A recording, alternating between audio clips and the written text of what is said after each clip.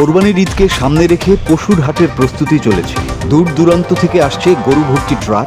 স্বপ্ন আর লাভের হিসাব নিয়ে হাটে আসছেন ব্যাপারীরা, কিন্তু হঠাৎই থেমে যায় চাকা। মাঝপথে আটকে দেওয়া হয় পশুবাহী ট্রাক। শুরু হয় উত্তেজনা, অভিযোগ মারধরেরও। কে বা কারা দিচ্ছে বাধা, আর কেনই বা এই টানটান পরিস্থিতি? টাঙ্গাইলের অন্যতম বৃহৎ হাট মির্জাপুর উপজেলার বাঁশতৈল ইউনিয়নের কাইতলা গরু মহিষের হাট। প্রতি শনিবার বসে এই হাট। স্থানীয়ভাবে গুরুত্বপূর্ণ এই হাটটির ইজারা মূল্য 3.5 কোটি টাকার বেশি। চলতি বছর সর্বোচ্চ দরদাতা হিসাবে হাটটি ইজারা পান মাসুদুর রহমান। এর আগের বছরও তিনি ছিলেন হাটের ইজারাদার। ইজারা পাওয়ার পর অভিযোগ উঠেছে, কাইতলা হাট থেকে প্রায় 3 কিলোমিটার নিকটবর্তী সখীপুর উপজেলার দেওদিঘি বাজারে সোমবারের নির্ধারিত হাটের দিন পরিবর্তন করে শনিবারে গরুর হাট বসানোর চেষ্টা চালাচ্ছে একটি পক্ষ। গত 18 এপ্রিল কাইতলা হাটে আসা গরুবাহী ট্রাক দেওদিঘি এলাকায় আটকের চেষ্টাও করে তারা। এ সময় গরু ব্যবসায়ীদের মারধরের অভিযোগও ওঠে। একই দিনে কাছাকাছি দুটি হাট বসানোকে কেন্দ্র করে ব্যবসায়ী ও ইজারাদারদের মধ্যে উত্তেজনা বাড়ছে।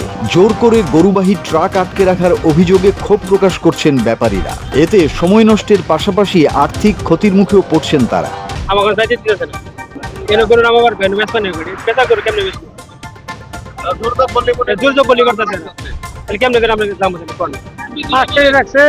যাবার তো দিতেছে না, গেল সবরে গেছে আমি যাবার দিলে আধা ঘন্টা 3 ঘন্টা গরু লইছি না।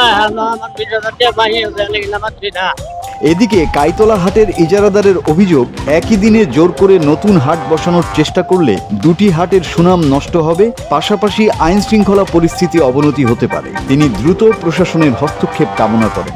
প্রশাসনের দৃষ্টি আকর্ষণ করতে চাই, আমি কিছু প্রতিবন্ধকতার সৃষ্টি হয়েছি।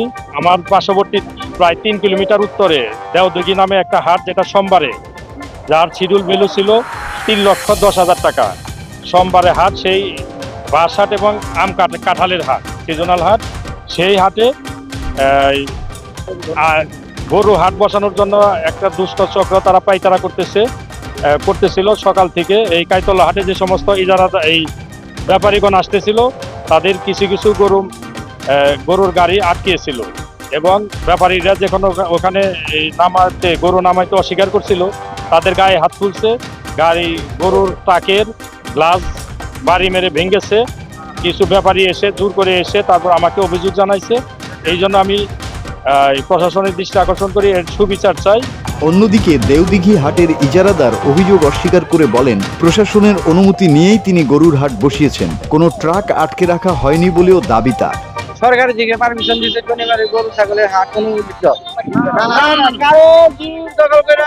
দাদা জোর করে কোনো কিছু পাওয়া যায় না, ভালোবাসা না থাকে।